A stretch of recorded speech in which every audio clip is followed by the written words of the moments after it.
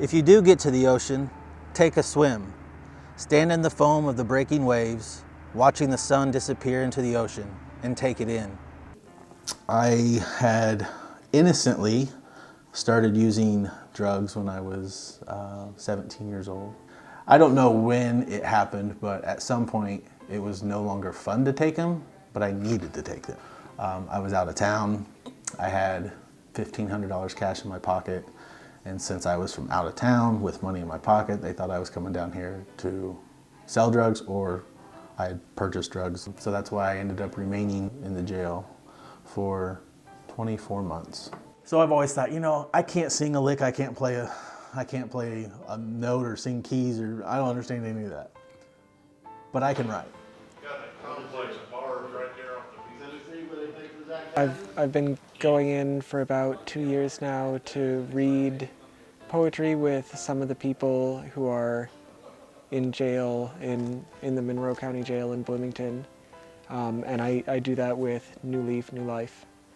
And we've also been writing poetry, some of which was published recently by Monster House Press in Poems from the Jail Dorm, some of which was displayed in the Monroe County Library.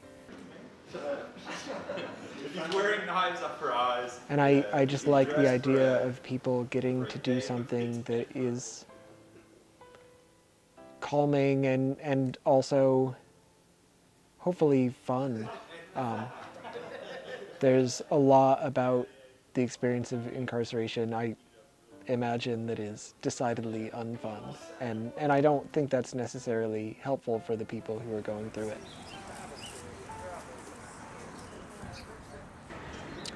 I'm in recovery. I've been clean almost 8 months, and that's a big part of who I am. Well, I've always liked to write. It really kind of rekindled that desire, which throughout my addiction, it just kind of stole that from me, the inspiration of that, and having detoxed and kind of getting my soul back. I found out that was something I really enjoyed. Other than prayer, it was probably one of the most spiritual experiences I ever had. A friend of mine who was in the dorm, his girlfriend, Brittany Sater, was murdered here in town. She was shot, and this just recently happened. Well, I was down there in the dorm when that happened, and he'd asked me to write his persona poem and what he might be going through, because of where the first floor dorm's located. They were 8 inches of block on the other side in a holding cell. So the person who murdered his girlfriend was 8 inches away from him, and he couldn't get to her. And when I had started thinking and kind of putting on his mentality of it, my mind went to if I could just dig through this wall.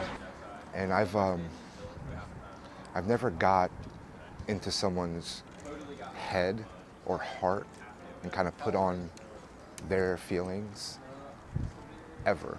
And it really, for the first time maybe ever as a man, I felt like I was a part of a community, and I have used that to transition back out into this community.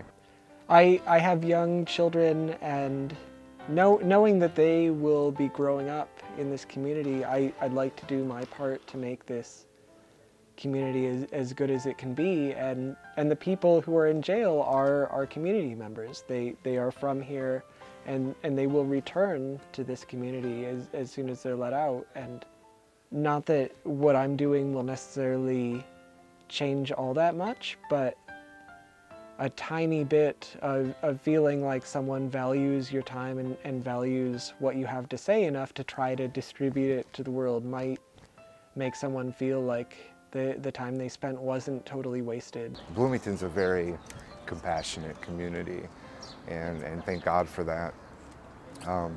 So maybe we don't really have a voice as far as addicts and people who have dealt with incarceration or whatever it may be.